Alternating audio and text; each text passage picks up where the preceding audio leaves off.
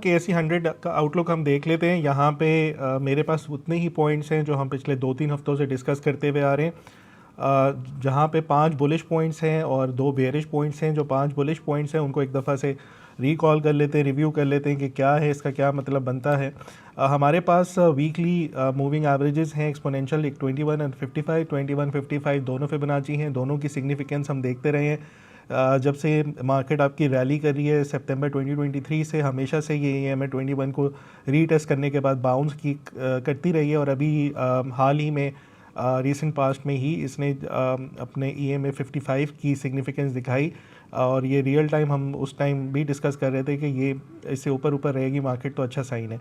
Right now ये जो particular band बना हुआ है इन दोनों मूविंग एवरेजेस का, इससे ऊपर ही मार्केट सस्टेन कर रही है और अच्छी ग्रीन क्लोजिंग के साथ इसने अच्छा मोमेंटम शो किया। सो एक अच्छा यहाँ पे ये साइन शो करता आ रहा है काफ़ी टाइम से। फिर उसके बाद हमारे पास एल्डर्स फोर्स इंडेक्स का मोमेंटम ऑसिलेटर है जिसमें वॉल्यूम्स भी इंक्लूड होते हैं। सो इस ऑसिलेटर के ऊपर जब जब आपकी डाइवर्जेंस क्रिएट होती है मार्केट उसी डायरेक्शन को प्ले कर जाती है।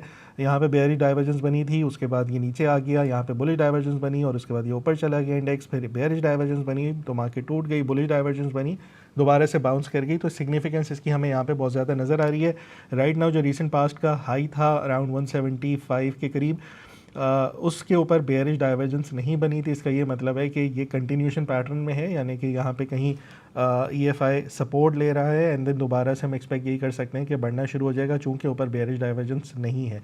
सो अगेन ये भी अच्छा साइन था। फिर उसके बाद हमारे पास थर्ड पॉइंट, ये भी हम काफ़ी टाइम से हाईलाइट करते हुए आ रहे हैं कि क्लिंगर ऑसिलेटर की ऊपर जब भी क्रॉस ओवर्स होते हैं यहाँ पे तो हमें हमेशा से रैली नज़र आती है वीकली के ऊपर। और यहाँ पे रीसेंट पास्ट में हमने देखा था कि वीकली का क्रॉस ओवर हुआ, लेकिन उसके बाद वो अभी इन दिनों आजकल वो दोबारा से उससे नीचे आ गया है। और इससे पहले ये वाली हरकत हुई थी इस पॉइंट के ऊपर जब इंडेक्स 160 था और 194 तक गया। 194 के ऊपर जाके इसने एक फेल्ड सिग्नल दिया, यानी कि क्रॉस ओवर हुआ, बेयरिश साइन दिखाया इसने। लेकिन इस टाइम जो ये फेल्ड सिग्नल था और आज के टाइम पे जो ये फेल्ड सिग्नल है, दोनों में क्या फ़र्क है वो मैं यहाँ पे बता देता हूँ। जब लास्ट टाइम 190s के करीब वीकली क्लिंगर का क्रॉस ओवर हुआ था तो डेली पे भी ये बेयरिश साइड पे चल रहा था, तो दोनों का सिंक होना एक साथ मैटर करता है, इंपॉर्टेंट है। लेकिन इन दिनों जो आजकल मार्केट चल रही है इसका क्रॉस ओवर डेली का ऊपर की तरफ है, बुलिश है। सो इसका ये मतलब है कि अभी यहाँ पे गुंजाइश बाकी है कि एटलीस्ट ये बाउंस करे यहाँ से। सो अगर तो डेली का ये मूविंग एवरेज इसकी जो है ऑसिलेटर के अंदर ये नीचे आ जाती है तो फिर काम ख़राब हो जाएगा, फिर हमारे बुलिश पॉइंट हट के बेयरिश पॉइंट पे आ जाएगा। सो ओवरऑल अभी तक हम इसको कंसीडर यही करेंगे कि ये हमारी जो है बुलिश पॉइंट में ही काम कर रहा है। उसके बाद हमने देखा था कि 100 इंडेक्स पे जब इंडेक्स यहाँ पे 143 पे आया था अभी मार्च में, तो इधर बुलिश डाइवर्जेंस बन गई थी।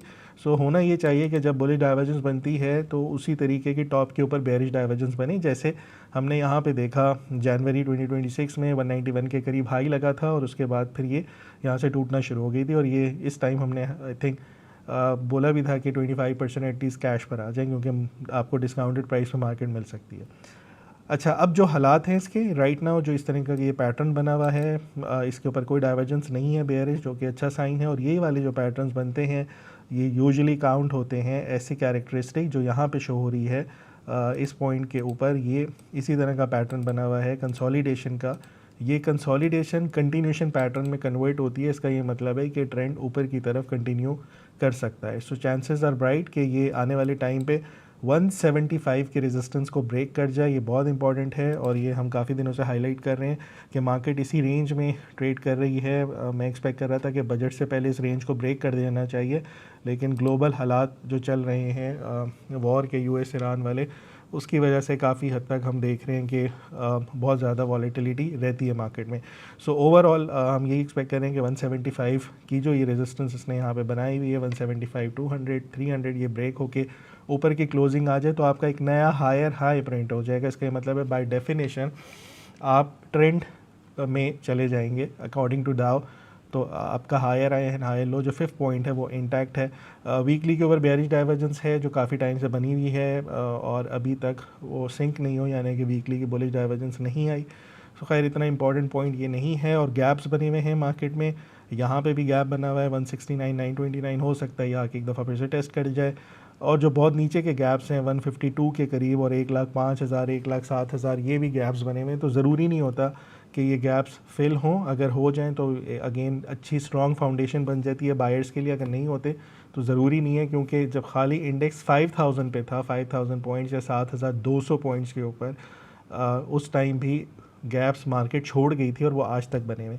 सो ये है। बाकी अब देखते हैं कि मंडे को मार्केट जो है वो बजट को किस तरीके से लेती है। मेरे ख़्याल में बजट के बाद यूजुअली सेलिंग प्रेशर देखने को मिलता है। मेरे ख़्याल में जून एंड भी है तो बैलेंसिंग हो रही होती है पोर्टफोलियो की। जिन सेक्टर्स को बेनिफिट दिया गया है उनकी बाइंग हो रही होती है, उनकी टॉप पिक्स की। जिनके ख़राब होते हैं तो उनको शायद सेल करें। सो मार्केट में वॉलेटिलिटी रहेगी, अपॉर्चुनिटीज़ रहेंगी मेरे ख्याल में। सो इंडेक्स से ज़्यादा आपको इस टाइम स्टॉक्स ओरिएंटेड यानी कि स्क्रिप्ट वाइज जिनके ऊपर अच्छे ट्रेंड्स बने हुए हैं उन पे काम करें स्टॉप लॉस के साथ। हम अभी रिकमेंडेशंस भी दे देंगे कि हमें कौन कौन से स्टॉक्स किन लेवल्स के ऊपर अच्छे लग रहे हैं। सरमाया.com, जहां हर फैसला बने सरमाया।